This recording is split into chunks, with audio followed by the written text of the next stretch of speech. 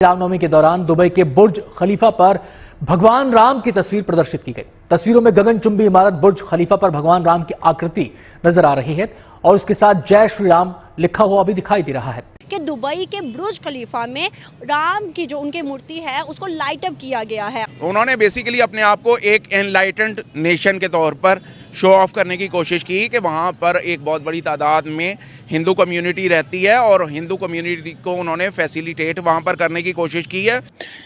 ये नॉर्मली होता नहीं है, लेकिन दो थेरीज हैं इसके ऊपर। एक थेरी तो ये है कि prime minister Modi is so popular कि अगर आप उनकी साइड में हैं तो it means you are on a right side. अब मैं आज अपने हिंदू भाइयों के साथ उनकी खुशियों में शरीक क्यों होना चाहता हूं?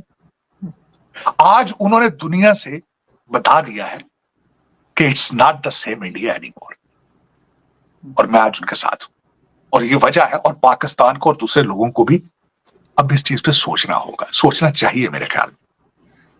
पाकिस्तान, भारत, बांग्लादेश जो कुछ भी है, कोशिश करें।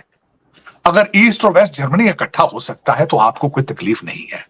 वहाँ पर उन्होंने बताने की कोशिश की है कि अगर हमारे इस मुल्क में बहुत बड़ी तादाद में हिंदू हैं तो हम उन्हें इस्लाम की तालीमात के मुताबिक आज़ादाना तौर पर रहने और उन्हें इबादत करने का पूरा मौका फराहम कर रहे हैं।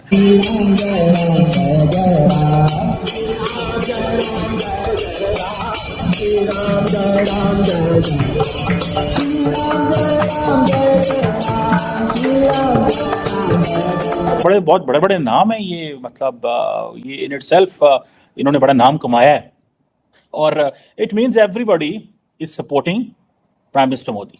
लग तो यही रहा है, चीज तो आपके सामने यही आ रही है। खलीफा में राम की जो उनकी मूर्ति है उसको लाइट अप किया गया है और दूसरी जानिब अमेरिका के टाइम स्क्वायर पर 1 घंटे का राम की पिक्चर्स, राम की वीडियोस वो दिखाई जा रही है। क्या वजूहत है सर कि दुनिया आज उनके एक बड़े इवेंट को हम कह देते हैं सेलिब्रेट कर रही है जिसमें हमारे मुस्लिम भी हैं? क्यों? तो बेसिक मुआशी फैक्टर सबसे पहले आता है उसमें।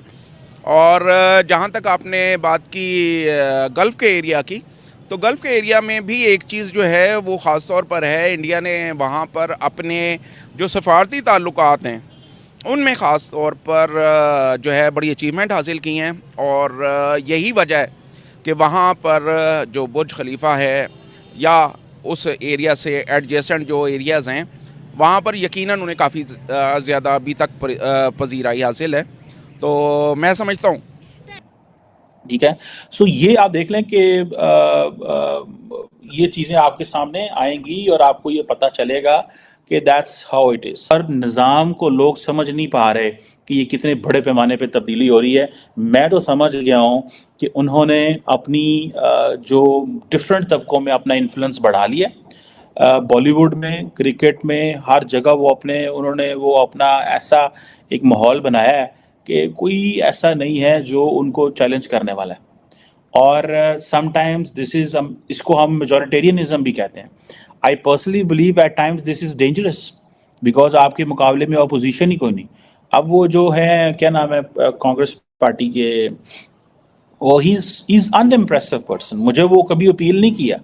उसकी वजह ये है कि वो बातें अच्छी करता है लेकिन उसके अंदर वो एक होती है जो एक पॉलिटिशियन के अंदर, जैसे हमारे इमरान खान थे, ठीक है। I don't like Imran Khan these days because उन्होंने मुल्क के अंदर बड़ी तकसीम पैदा करने की कोशिश की, हालात को ख़राब करने की, लेकिन उन लोगों को उसके अंदर वो करिश्मा था, करिश्मेटिक लीडरशिप थी।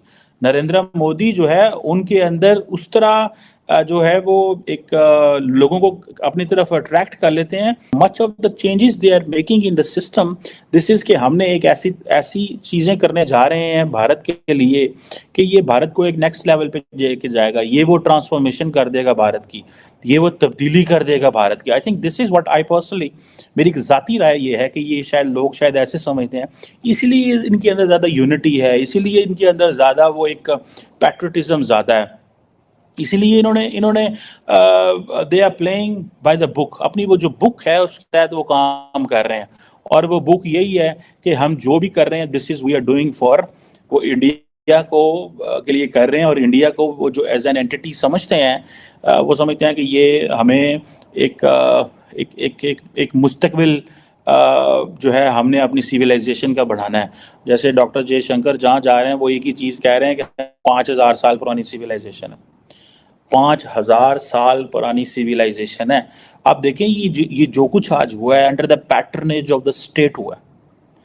मैंने आपको पहले कहा ये मंडे का दिन है, this is not a day of ये कोई संडे सैटरडे नहीं है कि the prime minister is doing all that on his weekend पे कर रहे हैं। अगर हम अपनी बात करें तो आपको पता है कि हम इस्लाम पहले रखते हैं, फिर उसके बाद कंट्री रखते हैं या कोई और दूसरी चीज़ रखते हैं। लेकिन हमारे जो दीगर ममालिक हैं, जितने भी मुस्लिम कंट्रीज हैं, वो इंडिया के साथ ज़्यादा अच्छे ताल्लुकात बनाए जा रहे हैं। अब इस्लाम कहाँ गया? देखिए, जहाँ तक इस्लाम का ताल्लुक है ना, तो बेसिकली इस्लाम का तो एक ट्रू सेंस में जहाँ डेफिनेशन देखी जाए तो उसमें कहा जाता है कि इस्लाम इस तरह से है कि मुसलमान एक दीवार की मानंद हैं, ठीक है, एक जिस्म की मानंद हैं, और उसमें कहीं भी किसी हिस्से को चोट पहुंचती है तो वो यकीनन सारा जिस्म दर्द महसूस करता है। बट राइट नाउ चूँकि ट्रू सेंस में नहीं है सारे मामलात, उसकी स्पिरिट उस तरह मौजूद नहीं है, दैट्स वाई हर एक शख्स जो है वो अपने अपने मफादात की, अपने अपने जैसे कहते हैं ना इकॉनमी के हवाले से, दीगर मामलात के हवाले से, वो सारे के सारे लोग अपने चूँकि रिलेशन बिल्डअप कर रहे हैं, तो उस चीज़ को सामने रखते हुए देखा जाए तो हर एक का चूँकि इंडिविजुअल कॉज आ जाता है, तो उसी कॉज को सामने रखते हुए वो लोग इस तरह। सर, आपको नहीं लगता अगर दीगर मुस्लिम कंट्रीज इंडिया के साथ ताल्लुकात बेहतर करें अपने बेनिफिट को देके, अपने बेनिफिशियल लेवल पर, तो हमें भी फिर कर लेना चाहिए? हमें भी इन चीज़ों से बाहर निकल कर हमें भी अपनी इकोनॉमी और अपने लोगों के लिए सोचना चाहिए? देखिए, जहाँ तक ताल्लुक़ है ना पाकिस्तान और इंडिया का, तो ये दोनों एक दूसरे पर हमेशा लेक ऑफ डिपेंडेंसी और ट्रस्ट में रहे हैं।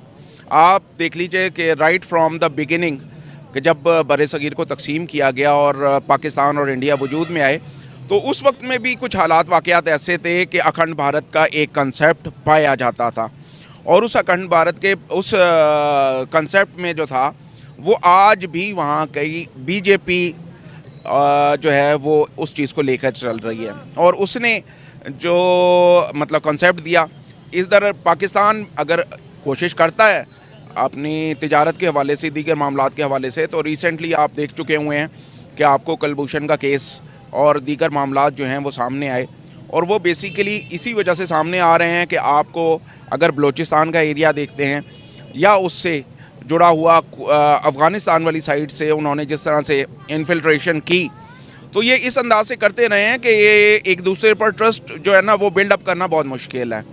ये उस लिहाज से ऑनेस्टी के साथ अगर आप देखें तो पाकिस्तान की तरफ से कुछ एक मौक़ों पर कोशिश भी की गई।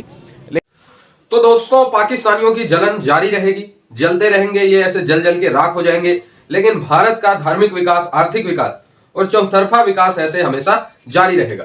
दोस्तों, प्रधानमंत्री नरेंद्र मोदी जी के नेतृत्व में भारत के लोगों को और भारत की इमेज को जो बूस्ट मिला है वो दोस्तों एक हिस्टोरिक बूस्ट है। इससे पहले दोस्तों, to be very honest, Bharat, Bangladesh, Sri Lanka और इन सब, पाकिस्तान, इन सब लोगों को एक ही दृष्टि से देखा जाता था। लेकिन दोस्तों, जब से प्रधानमंत्री नरेंद्र मोदी जी का नेतृत्व आया है, तब से दोस्तों आप लोग